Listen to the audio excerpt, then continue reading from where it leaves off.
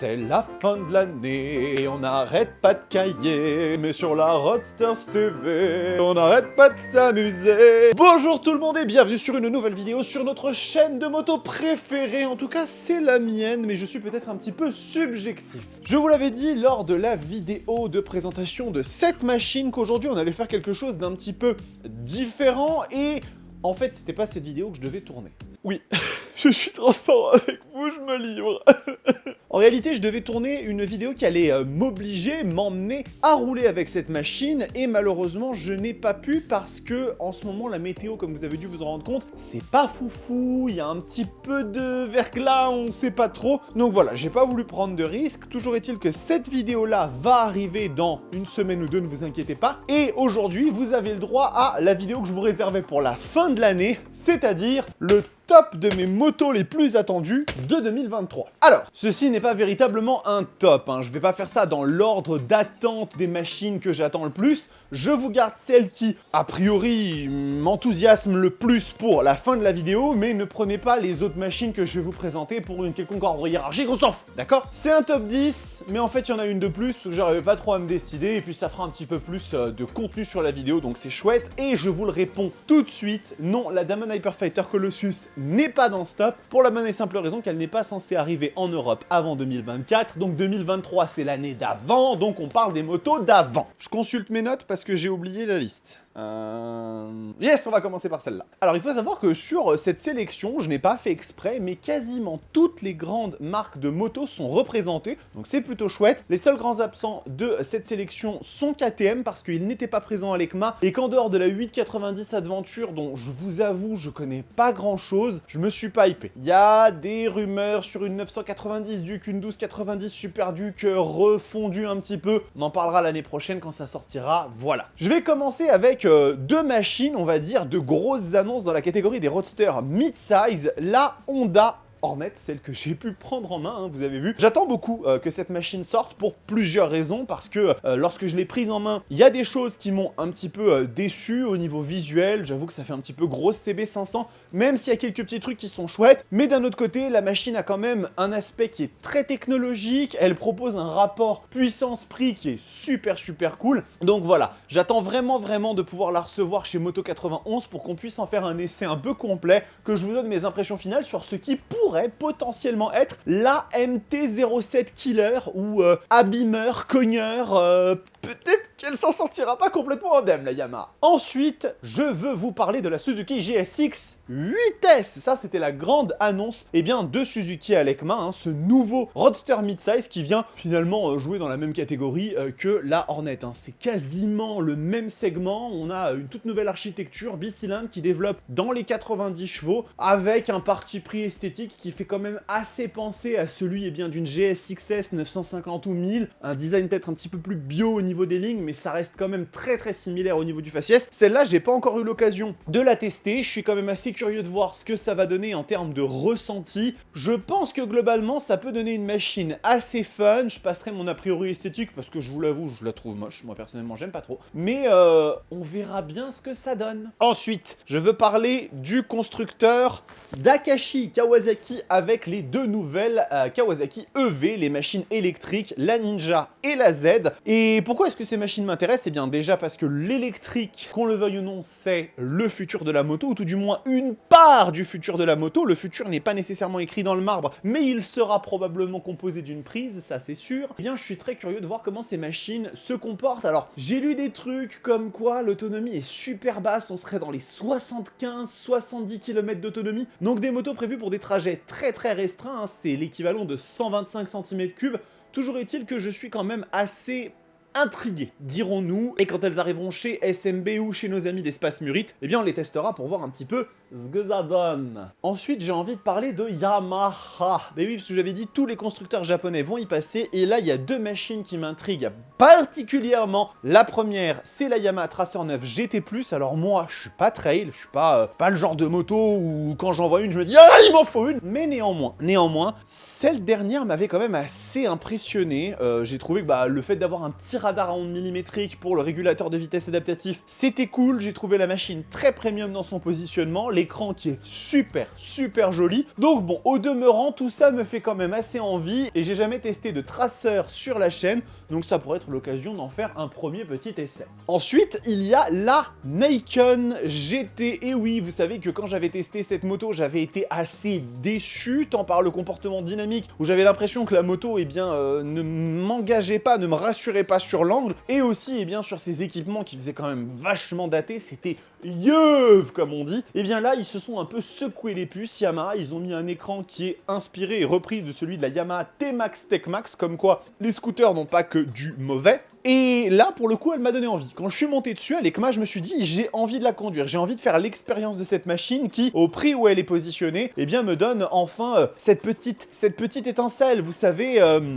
cette petite flamme. Voilà, bah c'est un peu le même principe. Très envie de tester cette Nikon GT et de voir ce que ça donne. Et on en a déjà cité pas mal, voyez-vous. Je pense qu'on a fait le tour du Japon, donc c'est l'heure de partir in Italia. Et on va parler d'Aprilia avec la RS 660 Extrema, mes amis. Oui, c'est une version un petit peu améliorée de la RS 660, mais avec quelques particularités quand même assez chouettes, dont notamment du poids gagné. À droite, à gauche, un tout petit peu plus de chevaux, un échappement SC Project assez stylé. Le coloris, ma foi, est plutôt cool, même si, bon, je préfère quand même les autres livrets. Et puis on a la possibilité, eh bien, de monter sa boîte de vitesse à l'envers, hein, comme les pilotes de compétition. Une machine qui, à mon avis, fera le plaisir et la joie des pilotes en herbe. On verra bien ce que ça donne, mais en tout cas, très curieux de voir ce que cette machine va donner. On va faire une pause sur les pâtes à la bolognaise et on va partir en Chine. Et oui, vous savez de quoi je vais vous parler, la CF Moto SR 450, celle qui a été élue juste par moi la plus belle moto A2, et je maintiens. Alors,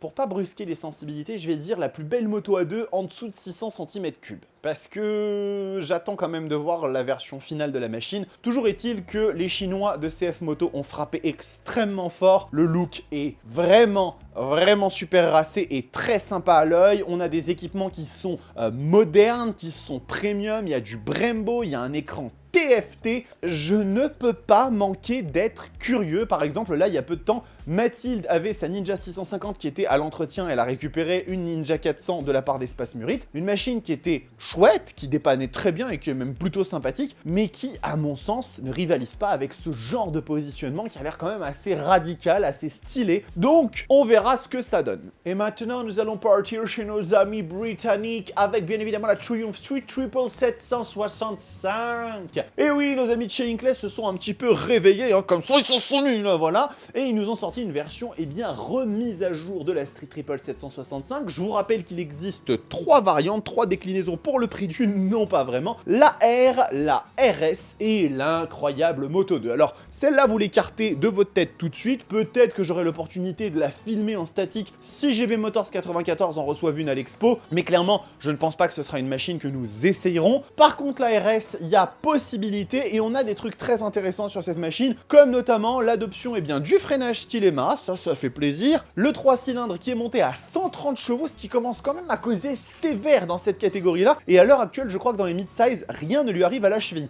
Je vous rappelle que ceci là, ça fait 125 chevaux pour 900 cm3. L'autre, elle en a 150 de moins et elle pousse 130 bourrins. À mon avis, ça doit être assez pointu comme machine. Et puis, eh bien, quelques petits éléments d'agrément, un guidon un petit peu plus large pour un peu plus de confort. Je pense qu'on risque de s'amuser un peu sévère avec cette nouvelle britannique. Et en tout cas, dès qu'elle arrive en concession, je harcèle GB Motors pour qu'on puisse l'essayer, ne vous en faites pas. Allez, back to Italia, s'il vous plaît, avec la Street Fighter V4 SP2. Alors oui, j'ai déjà essayé la Street Fighter V4S, oui, j'ai pas été convaincu, oui. Je n'aime pas la Street Fighter V4, vous le savez, et c'est pas pour autant que j'en posséderai pas une un jour, hein, croyez-moi, c'est juste con comme ça. Mais c'est vrai que le moteur de la Panigale dans un roadster sans aucune modification, ça fait quelque chose de très pointu, j'avais pas été extrêmement fan, on va dire. Être fan. Mais néanmoins, la V4 SP2, c'est quand même l'incarnation de l'ultime de chez Ducati, ultime de chez Givray, hein, comme disait l'autre. Et on a, eh bien,